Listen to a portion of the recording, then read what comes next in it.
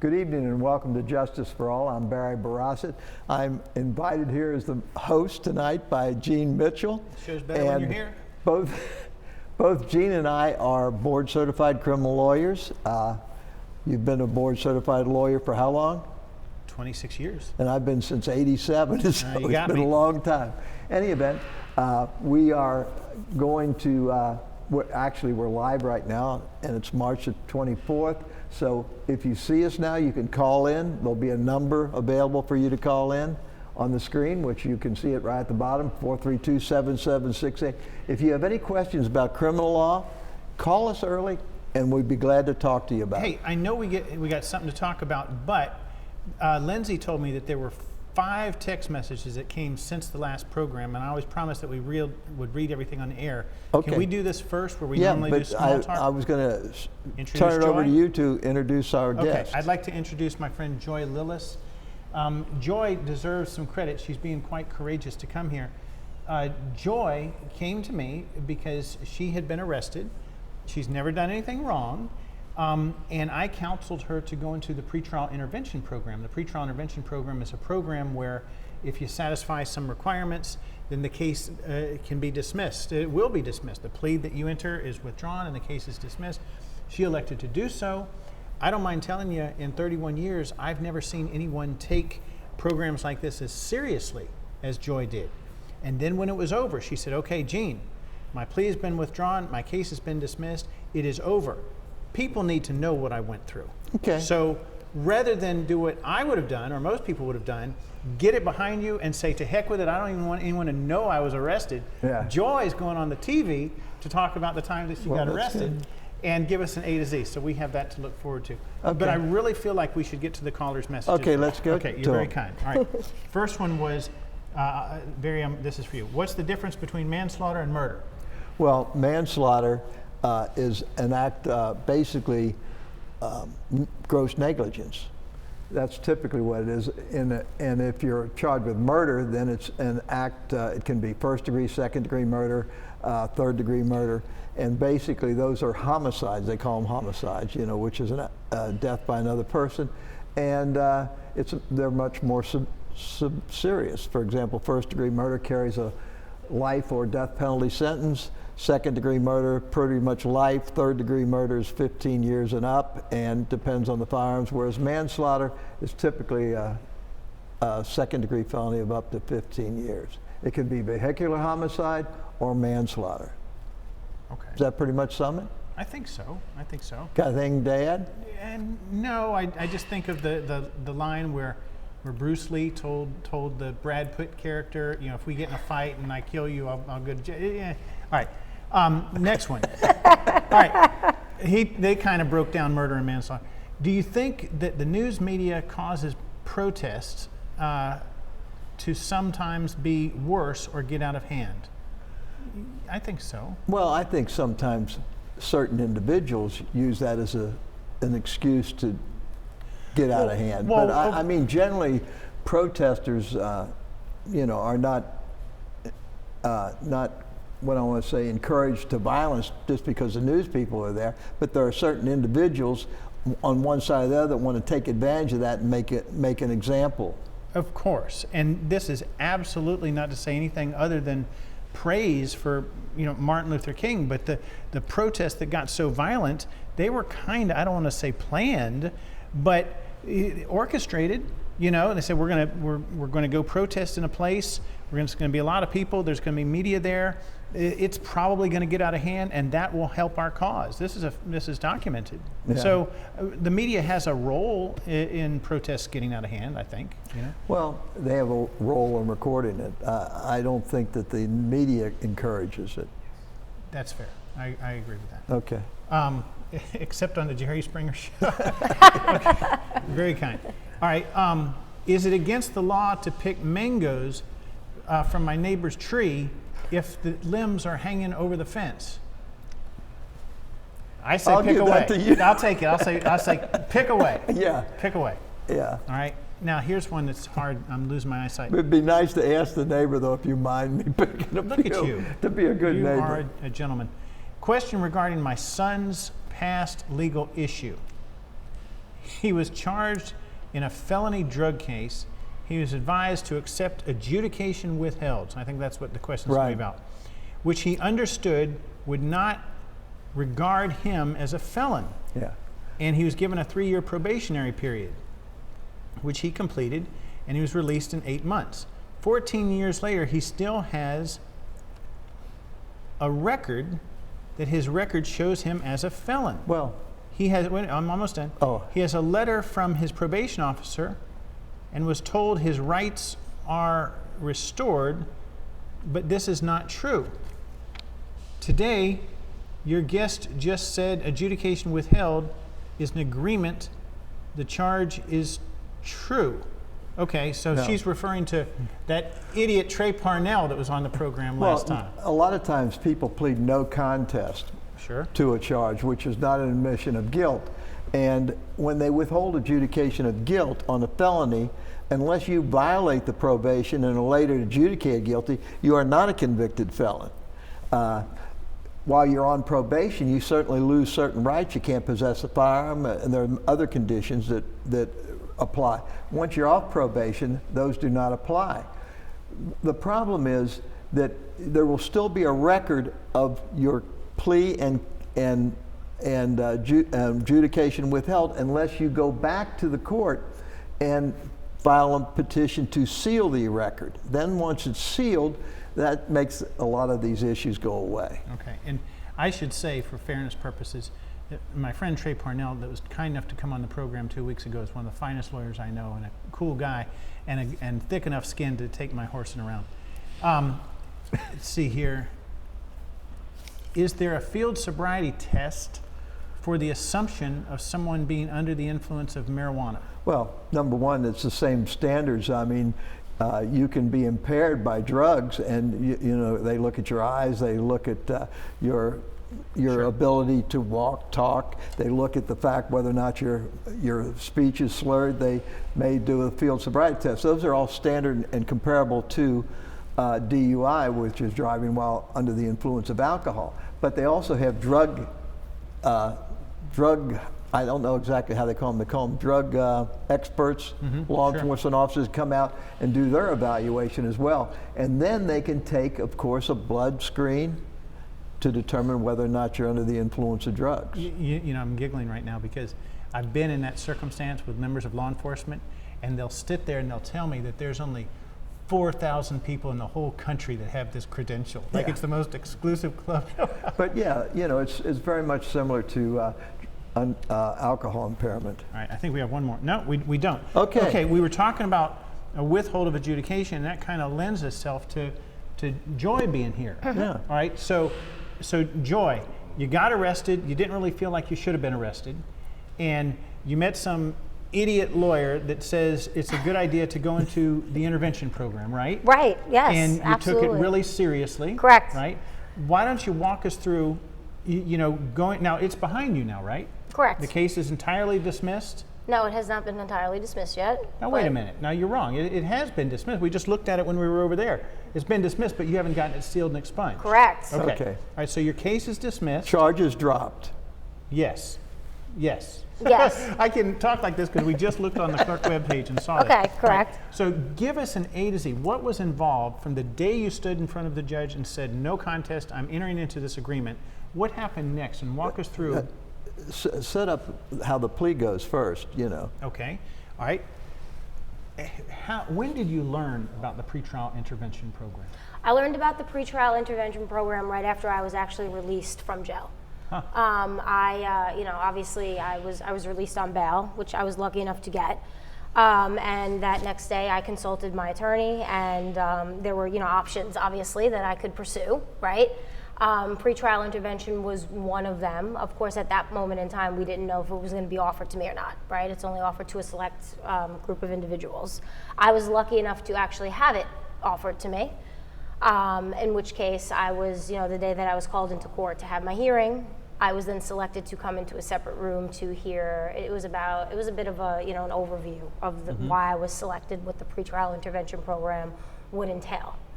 And it was myself and I would say maybe about 20 other individuals. When they were counseling you about if you choose to go into this program, Correct. here's what's involved. Right. What did they tell you? So they made it very explicit to me that, first and foremost, if I agreed to go into this program, I was waiving my right to a fair trial and due process, which was something that I really had to consider pretty heavily, right? Considering that if there were certain aspects of the program that I failed to meet, right? For example, certain classes I had to take. One was, a domestic violence program that I had to take. If I failed to complete that, there was the possibility that I would then be taken out of the program and face prosecution, right? Okay. That was one of them. Another requirement was that, All right, I'm going to interrupt. you Yes. there. All right. So, I didn't give an intro well enough about the pretrial intervention program. When I first started doing this stuff years ago, this is what I said earlier tonight. When I first started doing this stuff, if there was someone who was kind of in your shoes, where they're accused of something that's not, horrible, and they don't have a criminal history, correct. then the judge would call us up to the bench and he would say, let's do this. Let's push this down 6 months, and this person keeps their nose clean. Let's just dismiss it. Correct. And we handled hundreds and hundreds of cases like that when I first started. And then along comes the pretrial diversion and the pretrial intervention program. And my view, and I want to say this so I can hear yours. Sure. My view has been that the pretrial intervention program, the pretrial diversion programs, two separate, are ways that the government can supervise and therefore perhaps generate revenue for the very same concept that we used to handle before it was around, right? And for several years, folks would enter this program and then maybe not follow, and then the government would say, well, shoot, now it's 2 years down the road and we can't prosecute because we don't have witnesses anymore. And it was switched towards where we are in your case, where you had to what in order to go in the program? You had to enter a plea. Correct. Right, a signed plea agreement and everything. Right, which meant that if you bumped out of the program, you came back not for a trial, but for sentencing. Correct. Okay. Correct. All right, so, Okay. so you were completely motivated to dot all your I's and cross your T's in this program. Yes, sir. All right. Yes. So after that first day where you went into court, entered a plea, subsequently were advised of what you had to do, what was the next thing you had to do, and walk us through the next several months of you Sure. being in pretrial intervention. Sure, absolutely. So the first thing I had to do was meet with my assigned probation officer, and basically go through the steps of which, being very direct with you, I didn't get very good direction from my probation officer on the first meeting. What I was told was, pay your money and behave and get a job, and we'll see what happens in 10 months. So it's assumed that in 10 months you can graduate the program. It was also explained to me when I had the orientation for the program that if you complete all of your classes and requirements early, you could graduate early from the program. That was the assumption that I was, told, if you will. So after meeting with my probation officer on the first time, they do the drug tests every week. Okay. So I had to go through substance abuse evaluation. I had to go through domestic violence classes. And I had to go through, again, supervision classes, if you will, with my probation officer. Of which, I will say there was a lack of supervision in the classes. I never actually sat down in an office. I stood at a table and Now, checked I'm interrupting things because off. I'm gathering something. Yes. Barry's been doing this for longer than I have. I've been doing it for quite some time. Did you feel that your probation officer was someone that was in your corner? Did you have more of an adversarial type relationship? How did that go? Yeah, so that was, I think, one of the biggest hurdles that I had to overcome was the fact that I don't think that she was at all in my corner. She was very adversarial with me. She very much tried to point out things that I was doing wrong. She oftentimes would call me into the office for no reason, just to check in, which was hard. I'm trying to maintain a job. I'm trying to maintain a life. Now, you did have some special conditions, though, because of the domestic violence charge and the supposed substance Correct. issues, right? So not everybody has those same requirements, but Correct, everyone's is different. right.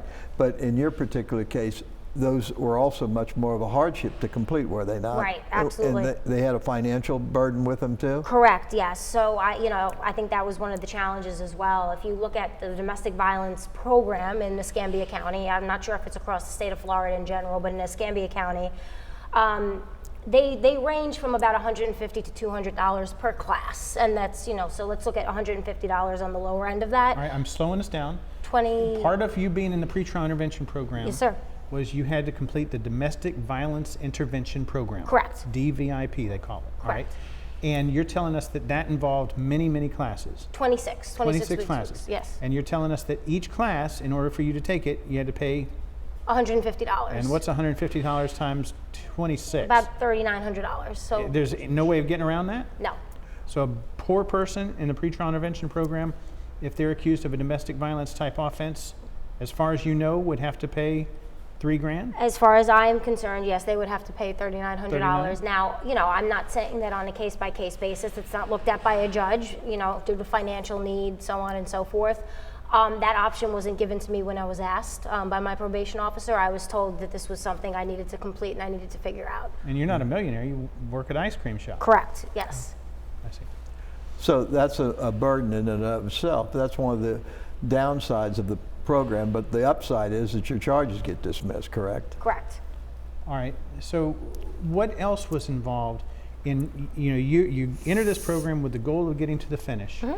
Talk with us about, if there's a place where you benefited, but talk to us about the difficulties you had trying to complete this, what sounds like an obstacle course. Yeah, sure. I mean, look, in terms of the benefits, let me just say I do understand the intent of the program is rehabilitation. I do think there's a lot of value in that, right? I do think it works for a lot of people, and it can be a valuable program if better aligned with certain circumstances for certain individuals. It allowed me to see Joy, things. forgive me, I'm sorry. They're telling us that we got to go to a break. I'm so sorry. Oh, no problem. All We'll right, be yeah. right back with Barry and Joy and Justice for All.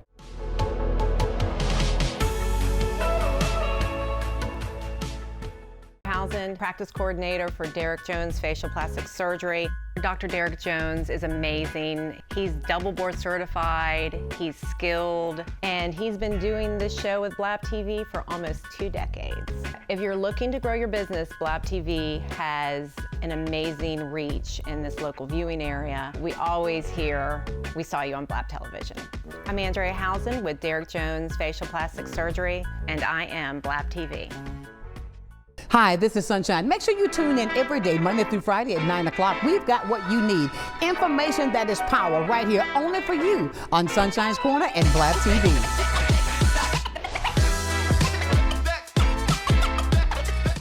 Is it time yet? It's time. Punch down time for dinner. Oh, terrific. Pasta dinner. Donating pet food is one of the many ways you can help families in your community. Pets and people belong together. Learn more at petsandpeopletogether.org.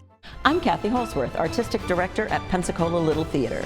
Join me on the first Monday of every month at 7 p.m. for the Center Stage, where me and my artistic friends talk about all things on the stage and at the Clark Family Cultural Center. Join us, won't you?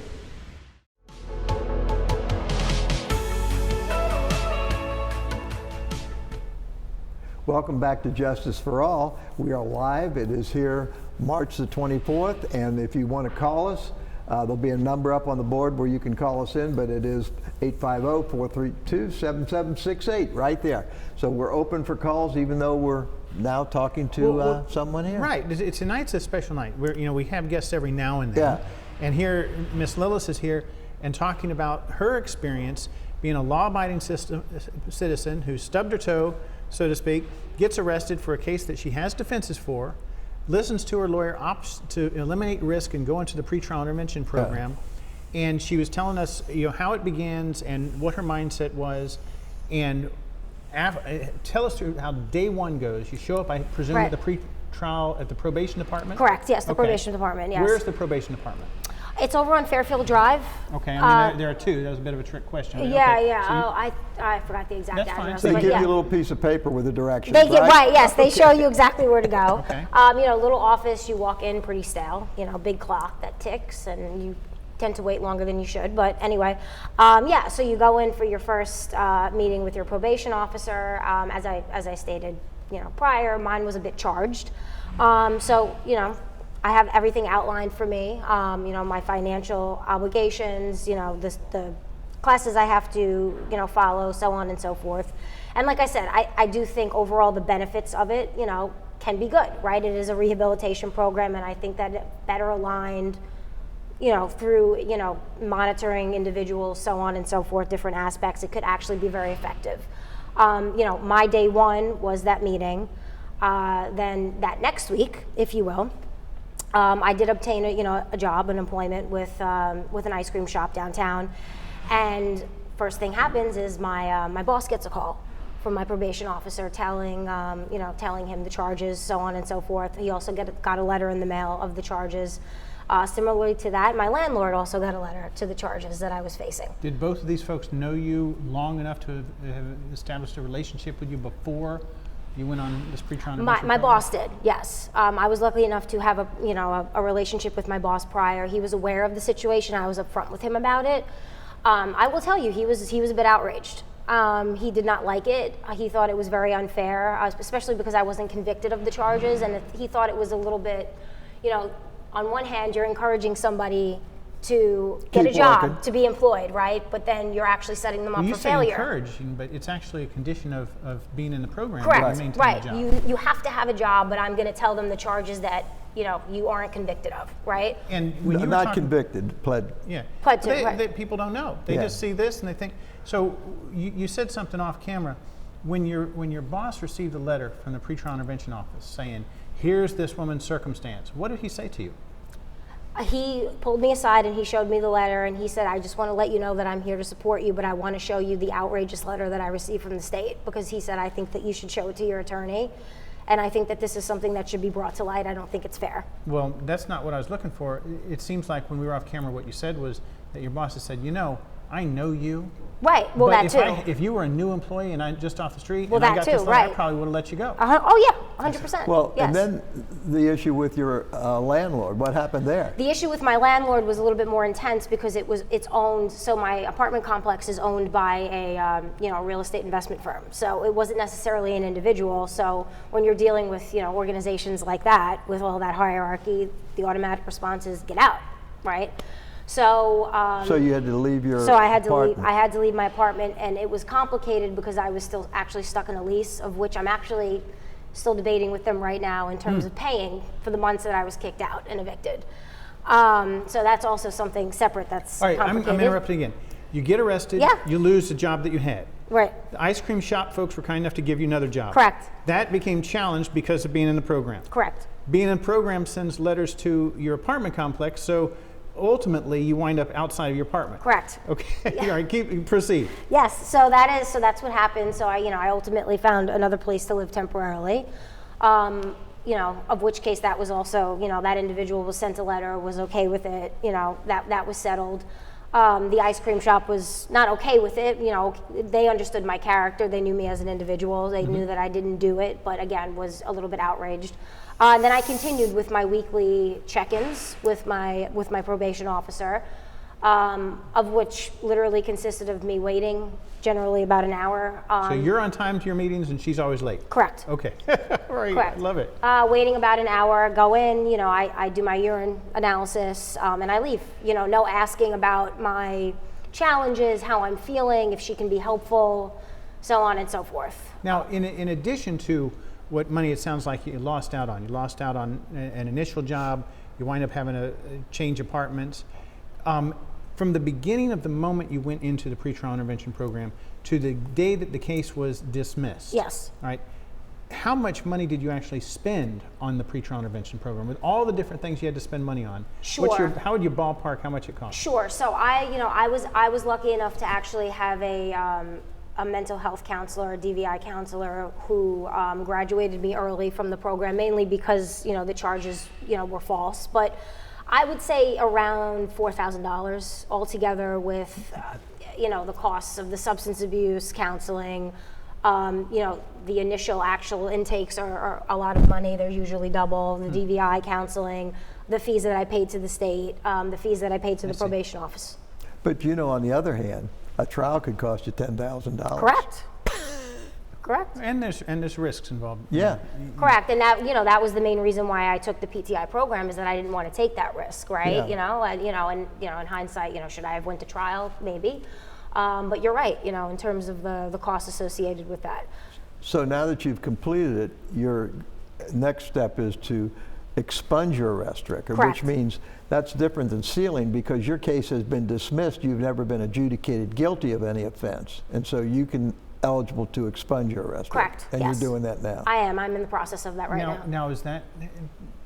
Are you doing it yourself? Yes, I'm doing that Okay. myself. Yes. Now, I know that there are lawyers out there that do that. Right. I've seen similarly that folks who have the personality that you have, that is someone that dots their I's and crosses their T's, gets it done. I think that's the most important thing about getting your record sealed and expunged, because no one cares about that as much as you Right. do.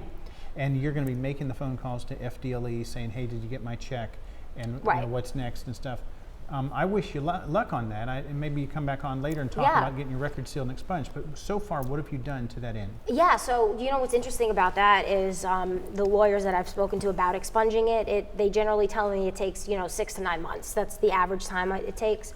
I was at the courthouse approximately 2 weeks ago to start the process, and they told me that the process can be finished in 4 to 6 weeks, basically. And are we on the clock? Has it started? It has started. We're 2 weeks in. Let's see. What I had to do, part of the process was, fill out, an application, if you will, take my fingerprints, if you will, with, the sheriff's office to have them wiped out. And write a statement, send that over to the state. Once the prosecutor in Tallahassee actually confirms, yes, she can have this expunged, she completed the program, she's a first-time offender, I then get a certified letter back from the state that I then take to the courthouse, and I submit another application, some more money. Some more money, right? It's all about money. More money to give to the state, and then after that it takes about 10 to 14 days to process. And they told me that it should show up pretty immediately after that. Well, here's what I'll say about that seal Sure. and expunge business. Barry has been very, very good at getting people's records sealed and expunged. I had another experience. Sure. I was trying to help a friend get theirs sealed and expunged, and I threw up my hands, and I haven't done it since. Sure. Right? But I've counseled people on what to do, and I've said to them what I've just said to you, which is no one cares about this stuff as much as you do. Correct. And I've seen people from all walks of life get their records sealed and expunged certainly inside of 4 months. I've seen them Right, do it. yeah. But there is a randomness to it. Yes, there is. Yeah. Sometimes it can take a year. Right. Or more. Yeah, And I think it depends also on the circumstances around it. Sometimes files get lost. The state has a big burden to carry around with all of these individuals, right? But I think, to your point, the individual themselves is the most powerful tool when it comes to these things, because at the end of the day, I'm the one that has to get my fingerprints taken. I'm the one that needs to make the statement. I'm the one that needs to fill out the application. So there's only so much you can do, right? There's a time process here when you're going through a third party. All right. Is there anything else that you can tell us about your experience in the pretrial intervention program along the lines of, imagine there's someone out there watching that is on the cusp of deciding to go into the intervention program.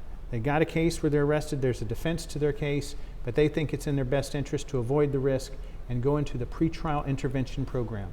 What would you say to that person before they engage that obstacle course? And pretrial intervention is for misdemeanors. Felonies. Oh, Pretrial she's in diversion. felonies. Felony. Pretrial Okay. intervention is felonies. Okay, that's right.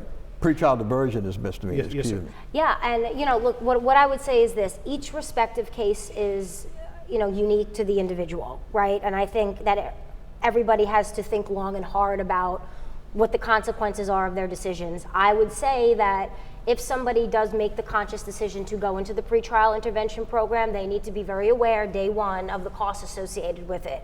When I said earlier about how I think it's a very valuable program, but it needs to be better aligned to individuals, I do think that access, to opportunity, to costs, things like that, are a factor that people need to understand. It wasn't told up front to me that the domestic violence classes were between $150 and $200. I did not know that until I actually went to my first, intake, if you will.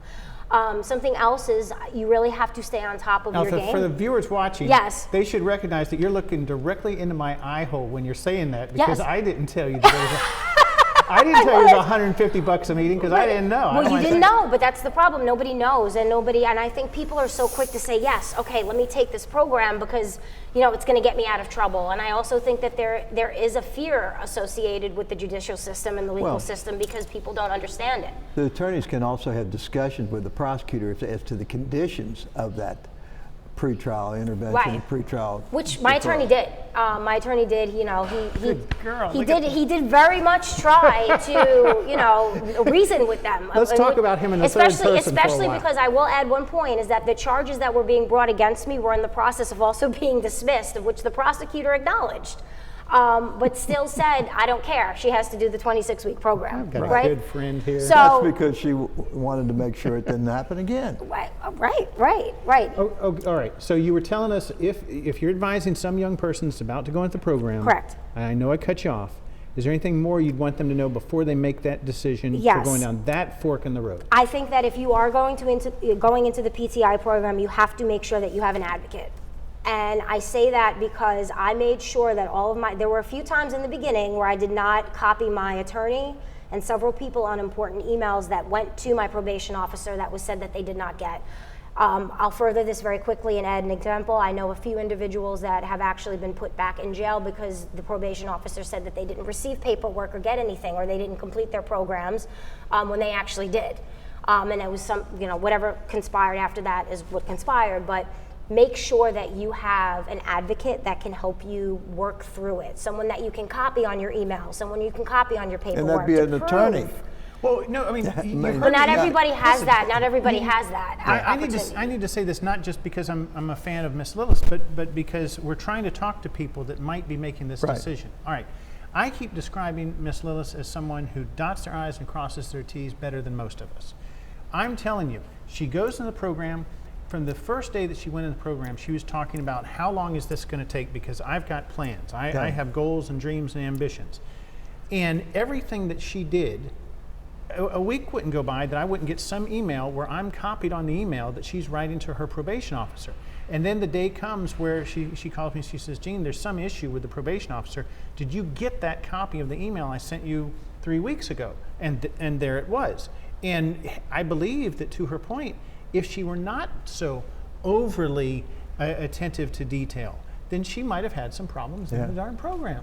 Unnecessarily, inappropriately. And one thing I will say, and I hate to put it this way, but you need to understand that the probation officer is in control of your future. And that is a very powerful statement that I make, and I will tell you why, because I completed my program requirements in January of 2026. I was then looked in the face by my probation officer, and she said in her exact words, I don't care.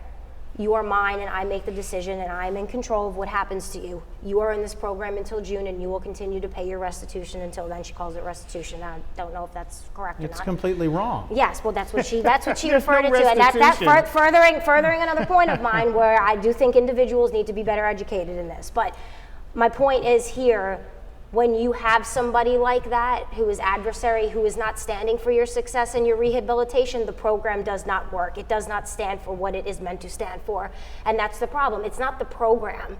It's the individuals in the program that are not being monitored or embodying the actual essence of it. And yet you later had another probation officer Yes. that terminated you early. Correct. So that everybody's different. Everybody's different. That's Right. what happened. I got lucky enough where my probation officer that was on my case, whatever happened, she was out for a month and my case was handed over to another individual who's lovely, apologized to me and said, you should have been out of this program, 2 months ago. Yeah. And automatically it was terminated. So it's Okay. so dependent on the individual. Okay. I think she's more proud thank of you for having the graduated from experience. that program than I am Right. from a 3-year graduate program. Right. All right. Now, the other thing that I enjoy is when I or benefit from, I guess is a better way. We're going to saying have to take a break. We Is may it break want to. time? We may Doug, want to. is it break time? Yeah. We Okay, may another want break. to. Yes. Break time. Are you going to keep her on? Yes. Okay. This is good. We'll be back with Justice for All. Barry and Joy.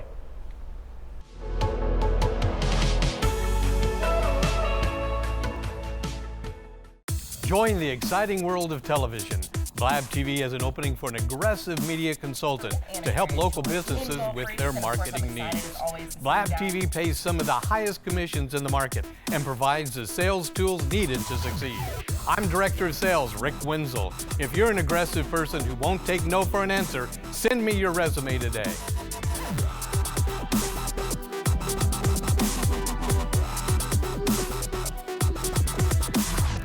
I'm Emily Echeverria, Marketing Communications Director for Council on Aging of West Florida and the host of Coming of Age.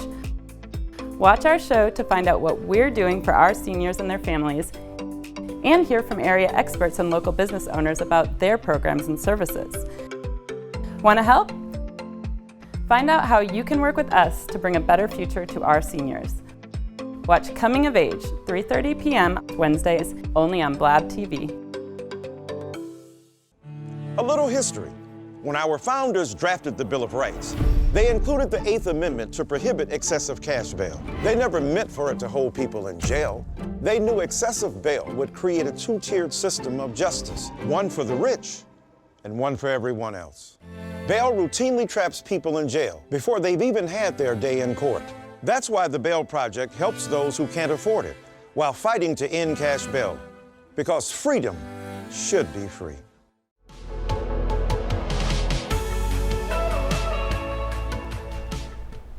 Welcome back.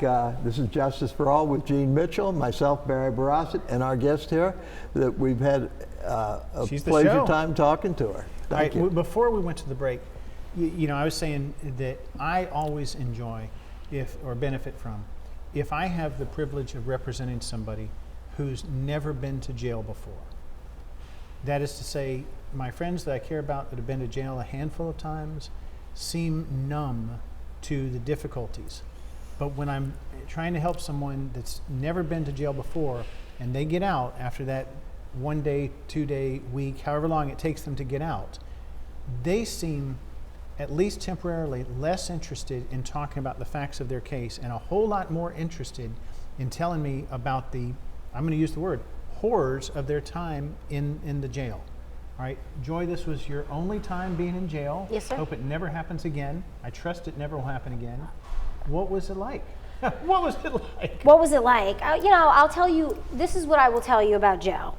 Jail is not, the negativities of jail are not because of the people that are behind bars. I can tell you right now, I have never met more gracious, friendly individuals than I have behind bars. Those women were so welcoming to me. They saw the panic, they saw the fear, they saw like how unfamiliar I was with everything, and all they did was try to help me. And how long were you sitting in the jail? About 36 hours. Okay. So not long, not long. But I will tell you, it's the structure of the jail that makes it so fearful and so intimidating, and it's like, you know, releasing a dog from, you know, the pound, if you will. It's a place that requires very deep reflection in order to process, and I think that's very hard for a lot of people. You know, and I'll give you an example of, you know, treatment. For example, I am on medication that I need to take every 24 hours. When I was arrested, I hadn't taken it for 24 hours. I was actually about to take it. The jail was alerted of this. You know, the individual that gave me my intake, who was a mental health counselor, was alerted of this. I asked for it about 3 or 4 times while I was in jail, and I wasn't given it to it. I was actually ignored. Didn't seem like anybody cared. The psychologist actually came into the jail, into the, you know, general area, the cell block. I was in cell block I, into cell block I once a day, and saw certain individuals, and I was, you know, neglected, if you will. Which, you know, I was able to handle that. I wonder if somebody who has a case that's a little bit more severe than mine, for example, that needed medication, didn't get it and they acted out, would that be their fault? You know, what would happen? What would the circumstances be? Well, every now and then, yes, I'll bump into my friend Commissioner May, and he'll say he watched the program, this program. And so maybe some of the other members of the Board of County Commissioners might watch it. Sure. And that's who runs our jail. Right. Assuming any of the folks that are the movers and shakers from making the jail work might be listening, what would you say to them? I would say that mental health needs to be a much bigger focus in the jail system. There were a lot of gracious individuals. Some of the correction officers, particularly the females, were very, very gracious with me. Actually, the warden was fantastic. I liked her a lot. They switched off, obviously. I had several during my time there. But I think mental health needs to be a bigger focus. And as you know, you were talking about going into the jail. Yes. And for someone that's never been in jail, it's a shock just to go into a jail. Absolutely. Because I can remember as a prosecutor, when I was a prosecutor walking in the jail, it was somewhat intimidating to me Right. as a lawyer. And so, you know, if somebody's never had any experience of this, they don't know what to expect, they don't know what's going to happen. All they know is that they're confined there, and that's very hard to deal with. Absolutely, especially when you first come in and you're in holding, right? Before Right. I was even put into a certain cell block, I don't even know how long I was in there. It felt like forever, but no one told me anything. And isolation is really, really hard for people. I actually don't think that isolation is a good thing for people. I think it makes matters worse, particularly mental Why health. were you put in isolation? I was put in holding and I was alone. When I came into the jail, they stuck me in a room. And they held me there for several hours. Nobody told me anything. Nobody gave me, any direction. Eventually, after a few hours, they took me out. I'll just go through the details with you. I was asked to strip down naked, squat, cough. Something I felt violating. I know that it's procedure and it needs to be done. Well, then right now evaluated. you're talking like a veteran of one trip. But if I was to get arrested today and go to the jail and be told that I'd have to go through that, I'd say, you're kidding me. We don't do that in 2026. Yeah, absolutely. Not everybody can handle that. And I'll be a little bit, I'll boast a little bit here. I do think I'm a tough individual that knows how to handle situations, Joy, We've got a telephone call. Oh, So let's take the excellent. call. Let's take it. Let's take it. Okay. Did we hit this right here? Yes. Hello? Can you hear us? Lindsay, we might need help. Let's try this one. Hit Park 10. Park 10?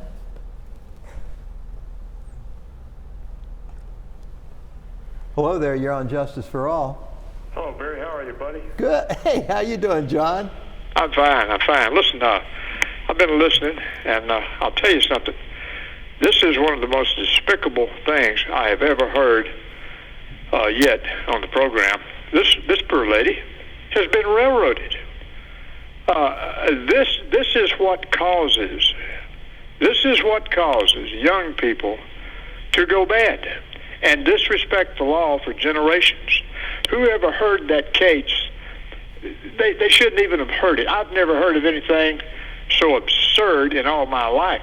This is a no-win situation. Why did they ever charge her a dime for going to these classes? This is crazy. Well, that's one of the things that I was questioning about. Somebody that's working at an ice cream shop making minimum wage, it's very difficult. And then to have to move from your home or your address, it's very, very tough for people. It's going to get where these laws are so nutty that people won't even move down south. Did you know that Alabama's laws are so obsolete that the state of Arkansas won't even extradite back to Alabama unless only for capital murder?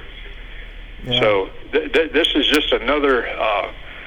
I've never heard of this. This is bad. Well, John, and again, you've been someone that's called in for years, and you are from Alabama, correct? Well, I was raised, Barry. I was raised in Arkansas and Illinois, and partially in Tennessee. Yeah, but you're a Southerner. I've been down south. Went to school in Mississippi. Yeah. Have lived in Alabama, Mississippi, Louisiana. I've been all over the South.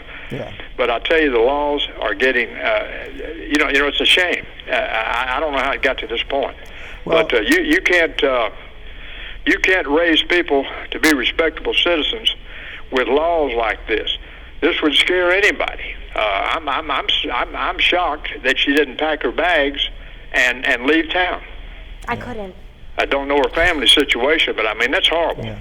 Well, these programs, the upside of them is that they keep people from having a felony record and a potential conviction that goes with them for life.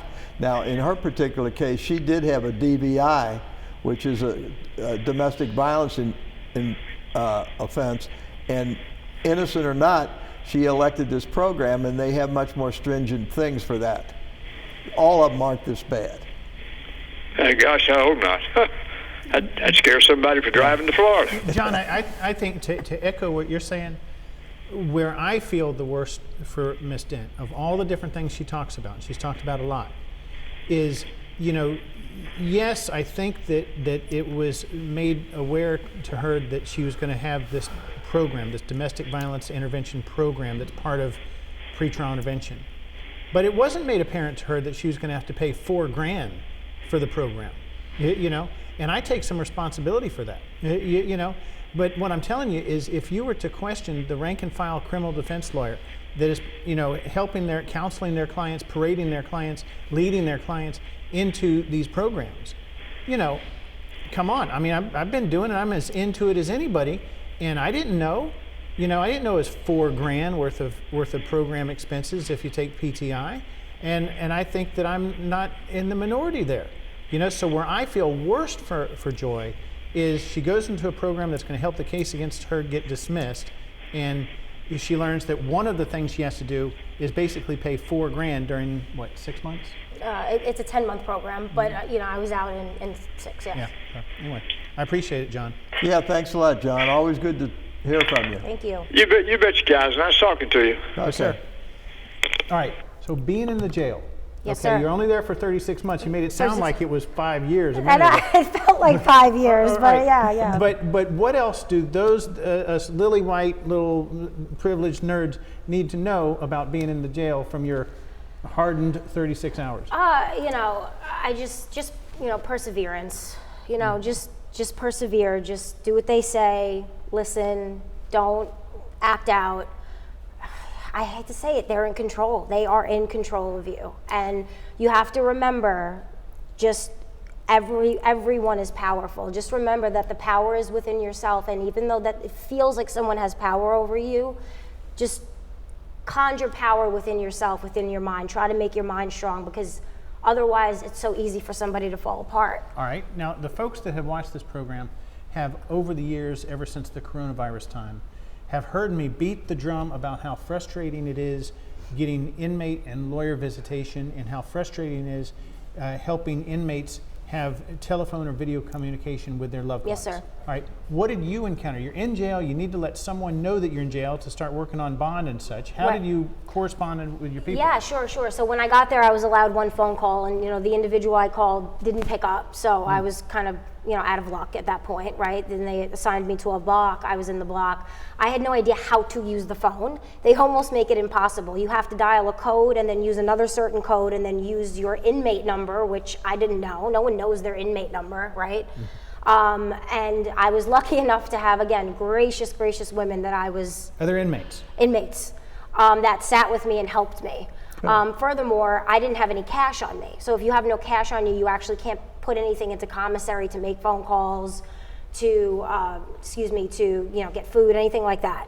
So right? did your partner know you were in jail? Initially. Joy, we got to go to a break again. Doug, he's telling. You always do that at the most inopportune time. We'll be right back with more Barry and Joy for Justice for All.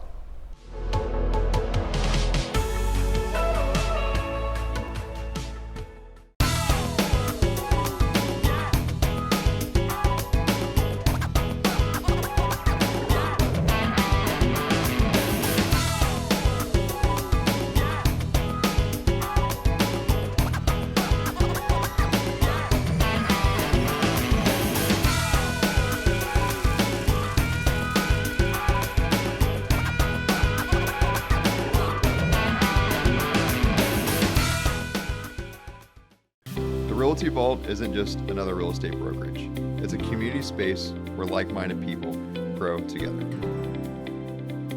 Here, agents learn, clients close, and local professionals collaborate in a newly reimagined 12,000 square foot space. We're building something special for Pensacola. Come see what's happening here at the Vault, where connection, opportunity, and real estate all come together under one roof. Animal Allies is looking for volunteers, and there are many ways that you can help. From taking care of cats to using your computer and social media skills, any and all assistance is greatly appreciated. We have morning and afternoon shifts every day or help at adoption events. You can even foster a kitty at home. And it counts towards community service hours for bright futures. Find Animal Allies Florida on Facebook and Instagram, or go to aaflorida.org/volunteer.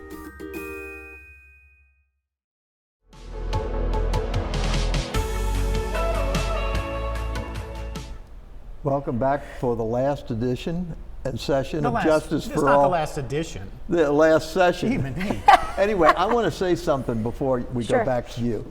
I met a judge in South Florida, and what he did was he required his prosecutors and his public defenders to go with him to the jail to see what the jail is like. For 6 weeks.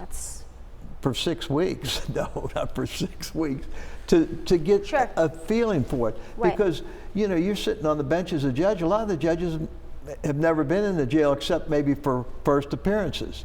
But to experience, walk around and see what happens in the jail.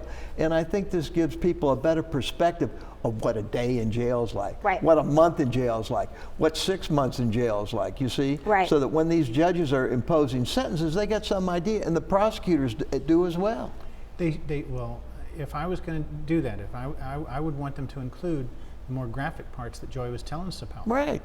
The absolutely humiliating Well, physical parts. He took them around like that. I didn't know this. He was very well respected jurist in South Florida. Okay. All right, so you were talking about how you'd correspond with your partner and your Right. loved ones to Right. help you. Yeah.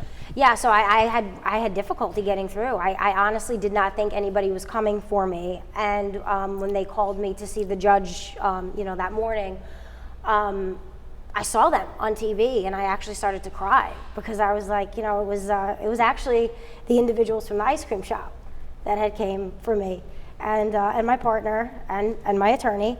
And I was shocked. I did not think that they were going to be there. And they were there, and, you know, statements were made, and I was given bail.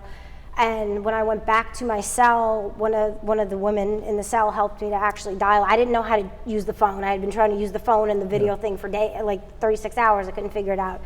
Anyway, long story short, I finally was able to get through to them, and they were like, "We're coming, you know, give us some time. We're at Billy Clark."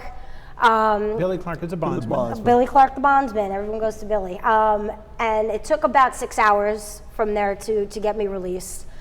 I'm interrupting again. Yes. So here you have a first-time offender. You know, we've said on this program 100 times that you have a right to go in front of a judge within 24 hours. And that's, you know, there's a little bit of wiggle room there. But you have a first-time offender who has loved ones on the outside, who puts together her team on the outside, Right. has them all show up at her first appearance hearing, doing everything they can, and she spent an honest 36 hours in the jail. So if you have someone that's getting arrested, tell them, be prepared, you might spend a day and a half in there. Oh, yeah. And the other thing is, if you don't have that team outside helping you, basically on a domestic violence injunction, you're probably going to be ordered not to go back to your home. If you get a monitor, even longer. Sorry to interrupt. Correct. You're Right. not, you may not even get out. Right. They may keep you there. I get how people get lost in the system now. So Yeah. basically, it's very important to have contact with a lawyer. And one last piece of advice I will give them is don't expect to sleep a lot. Oh, yeah. Because the lights come on at 4 a.m. and they bang on that window about every 2 hours to check and make sure that you're in there. With a flashlight. But the food in the jail is really good. I did not eat for 36 hours. I actually, one of the young ladies gave me chips, her commissary chips, because I actually. What is commissary for the folks that? So it's basically like anything that you want to buy, like little, shops if you want to it's like your fund, basically your jail fund that you can use to buy items in jail. Chips, normal food that's edible. All right. The food. Make phone calls. Yeah, we want to talk about the food. The food comes in a fiberglass tray that's about so big. Yeah.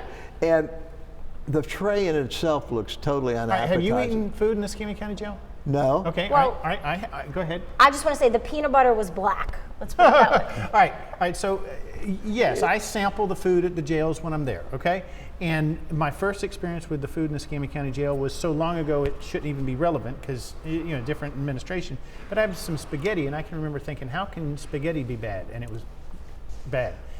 But the other night I was there, and I see all the trays on the floor. I'm talking to my friend, the guard, It's like, hey man, that looks all right. The cornbread looks pretty good, and the rice and beans. And the guard says, Gene, don't touch it. You don't want it. So that's the guard. But those trays are normally those maroon heated. plastic Yeah, looking. yeah, but they're heated or I think they got some kind of water in them or something. I'm not sure to keep the I know what you're food talking warm about. because it takes a while to serve. So in 36 But hours, you didn't eat a calorie. Other I than had, a no, chip? some of the young ladies gave me their chips. Okay. They gave me their chips. And I don't understand how some people gain weight in the jail, but they do. Of course you do. some The of them, people that- listen, the one of people the, that have money on their books. one of the ladies wanted my food every day, and I gladly offered it up. It was fun. No. The people that gain money in the jail and gain weight in the jail are the folks who have money put on their books and they eat chips and ramen. Right, correct, yes. If you go to public service, if you go to the jail and you want to lose weight, then tell your people don't put any of your money in your account, and you'll be restricted to the 11 or 1,800 calories or whatever it's supposed to be. And you're not. Most folks don't eat them. You know, so I've had friends that have gone in jail and said, I'm going to use this as a self-help. I'm telling all my people not to put any money in my account. And sure enough, yeah, man, they lose weight, sure. Well, You're telling me they're starving then? now there is a little basketball court for physical activity, but we weren't allowed to use it. So there's no exercise there either. But Yeah. Well, it's interesting to hear the perspective from somebody like you that has gone through the system and a first-time offender, no prior record. It's really interesting. Thank you for coming on the absolutely, program. thank you for having me. I Now, really enjoyed it. I appreciate you both. Your system may be unique, and they're all a little different, but it does give you some perspective of what Look, to expect. you say the right stuff and I don't. I'm calling it like this. You have someone who did her best in the program, found it to be very difficult, a highly intelligent person, a conscientious person, a person who graduated from the program, and then had the kindness to come back and tell everyone about it. Right. So, yeah. what are you saying, 3 minutes or? 30 seconds. 30 seconds, okay, 30 seconds, sorry. I don't know, man. Thank you guys again. And I just, Okay. one more thing I want to stress, I do see value in the program. I just think that it has to be better aligned with certain aspects. And thank you for watching us Yes. tonight. We're going to be back in 2 weeks. Please tune in, and we look forward to seeing you again. Good night, everybody. Thank you. Good night.